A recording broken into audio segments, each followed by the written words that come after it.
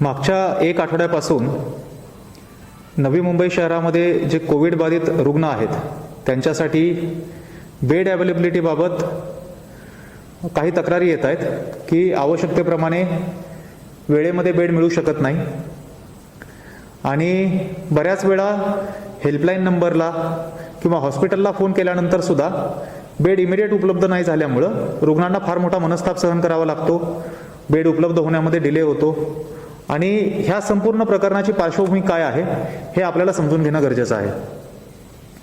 महानगरपालिकेच्या वतीने emergency bed availability as वेल age ambulance availability याच्यासाठी एक हेल्पलाईन नंबर आम्ही सुरू केली आणि ह्या हेल्पलाईन नंबरवरती 24ही तास डॉक्टर लोकांची टीम बसलेली असते आणि ज्याही रुग्णाला कुठल्याही प्रकारचा बेड उपलब्ध होणं गरजेचं असेल तर त्यांनी त्या हेल्पलाईन नंबरला फोन करणं, त्याला आपल्या सिम्पटमची माहिती देणं आणि त्या डॉक्टरांच्या मार्फत त्यांना जो सुयोग्य पद्धतीचा बेड आहे तो लवकरात लवकर उपलब्ध करून देण्यासाठी सर्व नोडल ऑफिसरला ते कॉन्टॅक्ट करणं आणि त्यांच्या मार्फत बेड उपलब्ध करून देणं, अशी ही याची कार्यपद्धती आहे.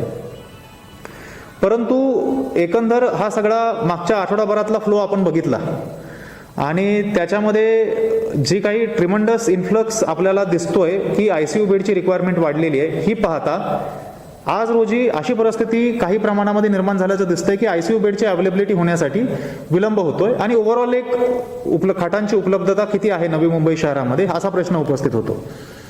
एकंदर बेड आपल्या उपलब्धतेचा विचार केला तर आजची सद्यस्थिती नवी मुंबईमध्ये जी आहे त्यामध्ये नॉर्मल बेडची कुठलीही अडचण नाही. आपल्याकडे जवळपास 4000 पेक्षा जास्त साध्या खाटा आहेत, त्यापैकी 2 ते 2500 ऑक्युपाईड असतील, 1500 पेक्षा जास्त खाटा आपल्या मोकळ्या असतील आणि 1000 बेडचं काम आता सुरू आहे जे एक आठवडाभरात पूर्ण होणं अपेक्षित आहे.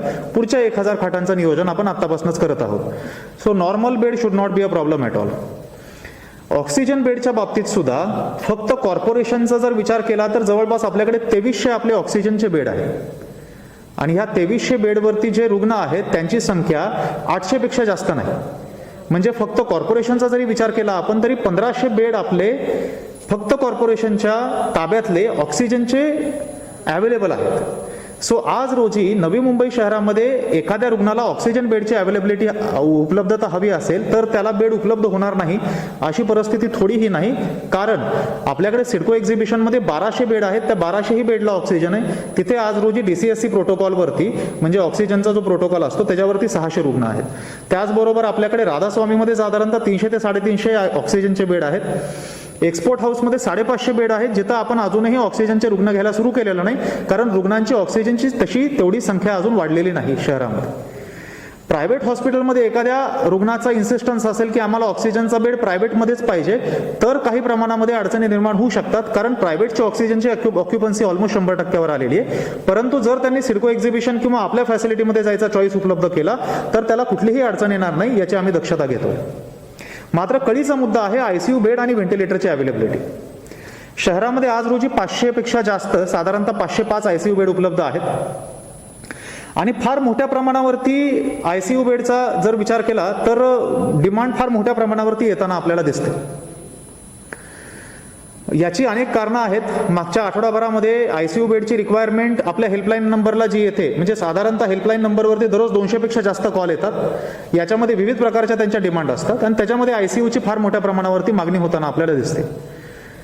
आयसीयू बेडच्या मॅनेजमेंटसाठी 2-3 गोष्टी महानगरपालिकेच्या वतीने केल्या जात आहेत. त्यातला एक महत्त्वाचा निर्णय जो आम्ही आज घेतलेला आहे, प्रायव्हेट हॉस्पिटलमधले जेवढे पण बेड असतात त्याच्यामध्ये आयसीयू कॅटेगरी असेल, ऑक्सिजनची कॅटेगरी असेल किंवा साधी कॅटेगरी असेल, ह्या तीनही कॅटेगरीमधल्या सर्व बेडपैकी 80% बेड हे महानगरपालिकेच्या हेल्पलाईनच्या माध्यमातून रेग्युलेट केले जातील आणि त्याच्यावरती होणारे ॲडमिशन हे आपल्या हेल्पलाईनच्या माध्यमातून रेग्युलेट केले जातील.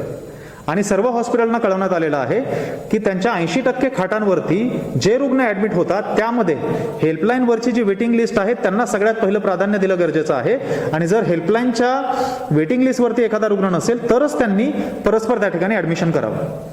या पद्धतीने हा आदेश निर्गमित करण्यात आलेला आहे. सर्व नोडल ऑफिसरला त्याची माहिती देण्यात आलेली आहे आणि आम्ही आमच्या स्तरावरनं प्रयत्न करतोय डेली बेसिसवरती नोडल ऑफिसरचा आढावा घेऊन की हॉस्पिटलचं सेन्सिटायझेशन करणं, जे हॉस्पिटल कोऑपरेट करत नाहीत त्यांना माहिती देणं, आवश्यकता पडली तर त्यांना नोटीस काढणं आणि त्यांना जाणीव करून देणं की 80% बेड जे आहेत ते रेग्युलेटेड आहेत, त्या ठिकाणचे ॲडमिशन जे आहेत त्यावरती हेल्पलाईन नंबरमधली वेटिंग लिस्ट आहे, त्यांना प्रायोरिटी देणं गरजेचं आहे.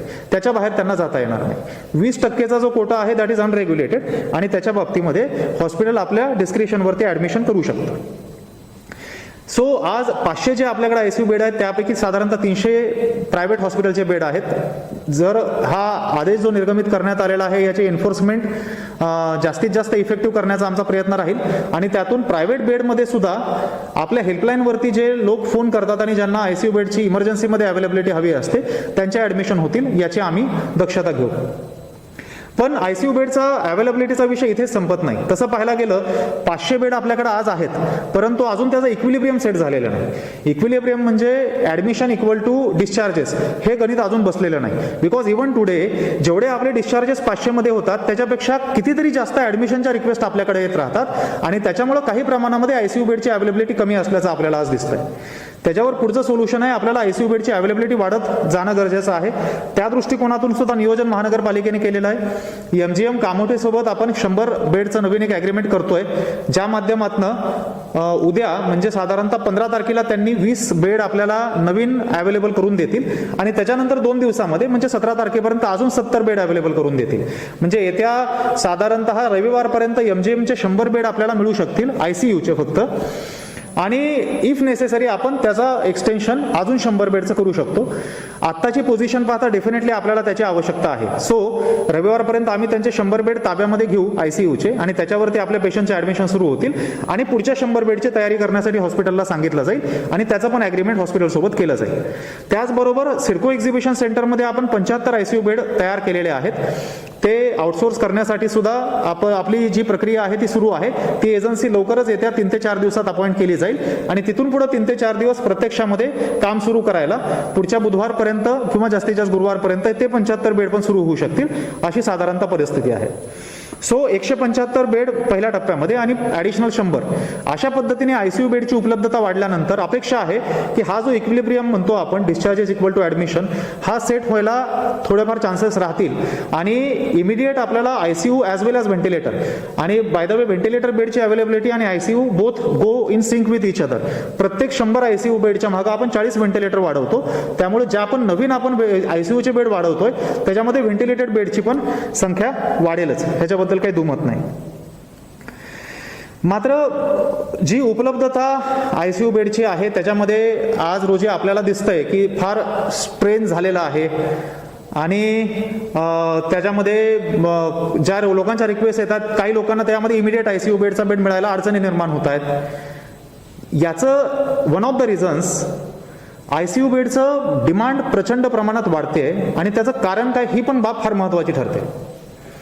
जनरली आपल्याकडे DCSCची फॅसिलिटी असते म्हणजे आपल्याकडे सिडको एक्झिबिशन सेंटर, या सेंटरमधनं जसजसं पेशंट ऑक्सिजनवरती जातो आणि त्यापैकी काही पेशंटची तब्येत खालावते त्यांना आपण आयसीयूमध्ये शिफ्ट करतो आणि this is a trend through which referral to ICU bed happens. मागच्या 1 आठवड्यामध्ये डायरेक्ट आयसीयूला जाणाऱ्या पेशंटची संख्या वाढताना दिसते.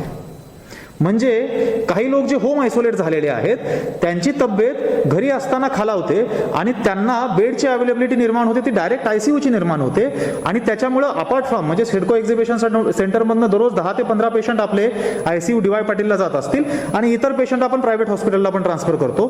त्याचबरोबर जे होम आयसोलेटेड पेशंट आहेत त्यांच्याकडनं डायरेक्ट आयसीयूची डिमांड वाढताना आपल्याला दिसते आणि त्याचं कारण समजून घेणं गरजेचं आहे.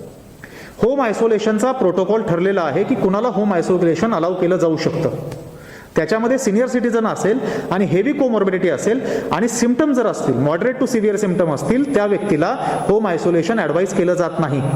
आणि असं निदर्शनास येत आहे की काही कुटुंबांमध्ये एखादी सिनियर सिटीजन व्यक्ती असेल किंवा हेवी कोमॉर्बिड व्यक्ती असेल, त्यांना सजेस्ट केलं की तुम्ही होम आयसोलेट होणं योग्य होणार नाही, तरी त्यांचा प्रचंड आग्रह राहतो की आम्हाला होम आयसोलेट व्हायचं आहे. अगेन्स्ट ॲडवाईस ते होम आयसोलेट होतात आणि त्याच्यानंतर जर पुढे काही कंडिशन त्यांची खालावली तर खालावलेल्या कंडिशन सहित हॉस्पिटलला रिपोर्ट होतात आणि मग हॉस्पिटलमध्ये ऑलरेडी आल्यानंतर जर कंडिशन खराब असेल डायरेक्ट आपल्याला आयसीयूला शिफ्ट करावं लागतं. तिथून पुढे त्यांची रिकव्हरी करण्याची प्रोसेस अधिक कठीण बनते, क्रिटिकॅलिटी वाढते. आजच आमच्या सायंकाळच्या व्हीसीमध्ये जी केस निदर्शनास आली, एका पर्टिक्युलर UHP मध्ये एक ज्येष्ठ नागरिक 80+ महिला आहे, त्या व्यक्तीला होम आयसोलेशन आपल्याला ॲडवाईस करणं शक्य नव्हतं.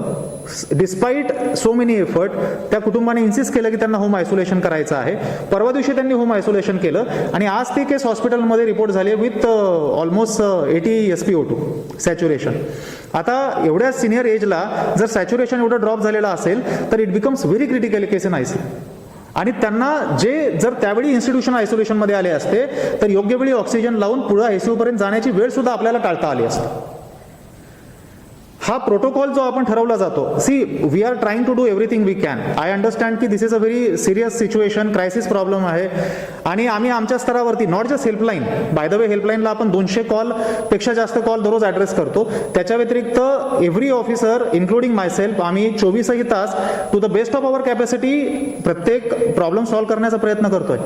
बट देन त्या पद्धतीने काही लोकांकडनं जर रिस्पॉन्स नाही भेटला, home isolation, everybody if things की मला होम आयसोलेशनच पाहिजे आणि मी फक्त डिस्पाईट मेडिकल ॲडवाईस मला कॉर्पोरेशनच्या फॅसिलिटीमध्ये नको किंवा मला हॉस्पिटलमध्ये जायला नको आणि क्रिटिकल स्टेजला फक्त हॉस्पिटलमध्ये येऊन परत we should give doctors some chance so that through medication a patient can come back.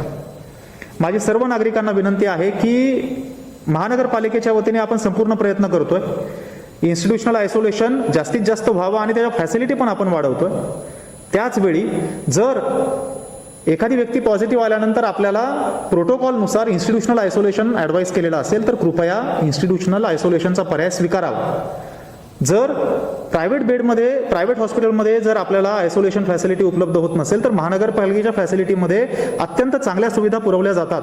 ज्या ज्या ठिकाणी अडचणी आहेत इमिडिएट आम्ही त्या ठिकाणी रिस्पॉन्स करतो, विदिन नो टाईम त्या ठिकाणी कार्यवाही केली जाते. पण कोविड अशी गोष्ट आहे की ज्याच्यामध्ये सिनियर सिटीजन असेल किंवा हेवी कोमॉर्बिडिटी असेल, परिस्थिती खालावायला वेळ लागत नाही आणि मग आयत्या वेळी ICU बेड जरी मिळाला तरी तिथून पुढे रिकव्हरी अजून जास्त क्रिटिकल बनते. माझी सर्व नागरिकांना विनंती आहे की कृपया मेडिकल ॲडवाईस असेल त्या पद्धतीने आपण बिहेव करावं, त्या पद्धतीने रिस्पॉन्ड करावं.